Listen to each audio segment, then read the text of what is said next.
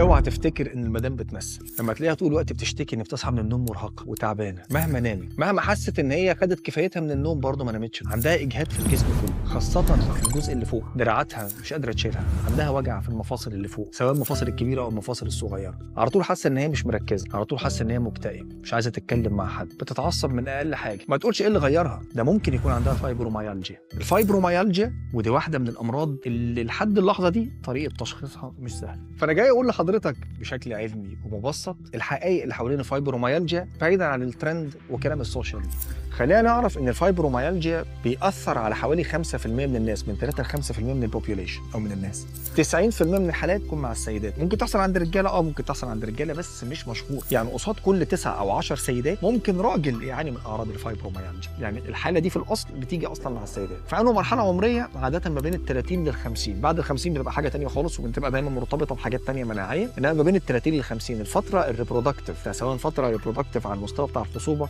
او حتى الانتاجيه في حياتها كشغل وكحركه وكحياه، فبيأثر في المرحله دي، ودي مشكله الفايبروميالجيا مع احد الامراض المناعيه الثانيه اللي بيجي في نفس المرحله العمريه. الفايبروميالجيا كمرض قلنا ان طريقه تشخيصه طريقه مش سهله، دايما بتعتمد على الاعراض واستمراريه هذه الاعراض لفتره اكثر من 3 شهور، برغم ان الاعراض دي فيها تداخل مع نقص فيتامين د، الاعراض دي فيها تداخل مع بعض المشاكل المناعيه الثانيه، ولكن لحد اللحظه دي فهم الفايبروميالجيا لا زال مش واضح قوي. عندنا 5 حاجات ممكن تكون وراها، طبعا في عامل جيني وعامل وراثي، في عامل ثاني ان انا عندي زياده في الاحساس بالالم، الاشارات العصبيه اللي بتطلع عندي من الاطراف وتوصل للحبل الشوكي وتطلع للمخ بتوصل اسرع من الطبيعي، فاحساس الالم فيها اعلى بكتير، يعني هي ممكن باقل حركه تحس بوجع، باقل لمسه تقول لك انت وجعتني مع انك انت ما عملتش حاجه، حتى الولاد وهي بتشيلهم او هي بتتعامل معاهم حاسه ان اقل مجهود بتعمله وجعها قوي. رقم 3 ممكن يكون عندي كمان جزء في الهرمونات اللي مسؤوله عن الاحساس بالانبساط او ثبتان المود، ان المود بتاعها كويس، فبيكون خلل ما بين الدوبامين، على خلل في السيروتونين، على خلل في النور ابنفرين، ال3 هرمونات الاساسيين اللي بيلعبوا مع بعض في ضبط المود وطريقه التفكير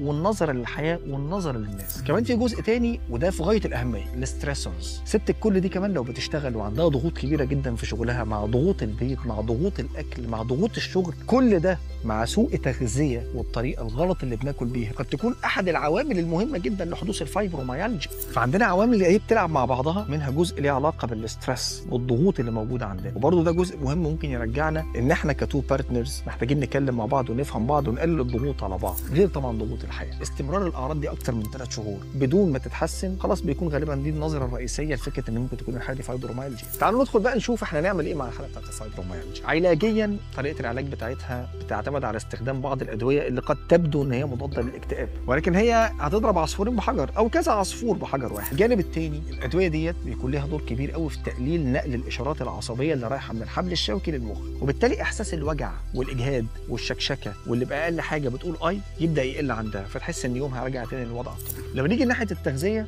هنا بقى نخش على شويه حاجات مهمه جدا عندنا. انا محتاج النهارده كل السيدات زي ما قلنا فيتامين دي انتيك، كميه فيتامين د، طبعا فيتامين دي 3 لما نقول فيتامين دي لازم يكون عندها كميه ما تقلش عن 5000 وحده دوليه يوميا. طبعا لو حللنا وطلع فيتامين دي عندنا تحت ال 30 تحت ال 20 تحت ال 10، كل مرحله من دي بنضاعف فيها الجرعات عشان نوصل لتحسين المستوى بتاعه، وبالتالي يديني تاثير على مستوى الجسم كله. كده كده فيتامين دي هيكون ليه حلقه لوحده زي ما قلنا قبل كده. من الحاجات برضو المهمه للسيدات اللي بتعاني من اعراض زي اعراض الفايبروميالجيا نروح لحاجه اسمها الانتي انفلاماتوري دايت، او استخدام الحاجات اللي بتقلل معدلات الالتهاب وعامل الالتهاب جوه الجسم. من ضمنها الحاجات اللي فيها الاوميجا 3، سواء بقى كان السردين او التونه او الرنجه او السلمون او غيرهم، او حتى لو باخدها على شكل كبسولات فيها كميات ما تقلش عن 1 جرام يوميا من الاوميجا 3 الفعال. لما بقول اوميجا 3 فعال اي بي اي ودي اتش اي، ودي مهم جدا نبص عليها على العبوات بتاعه السبلمنتس او المكملات الغذائيه اللي هناخدها، بالاضافه للمحافظه طول الوقت على اكبر كميه ممكنه من الفاكهه والخضار، بحيث ان انا اجيب منها كميه محترمه من الفيتامينات. لو حاولنا نوازن الكلام ده شويه مع طبعا المكسرات، والمكسرات ما تزيدش كميتها في اليوم عن حوالي 30 ل 40 جرام عشان ما نخشش في كميات كبيره من السعرات الحراريه اللي هناخدها، كل دول ممكن يساعدوا معانا في تقليل الاعراض بتاعت الفايبروميالجيا. انا عارف ان انا طولت على حضراتكم بس الموضوع يستاهل، لان الترند فيه كتير، بس لما نفهم اكتر هنعرف نعيش احسن، ونفتكر دايما ان صحتك اهم.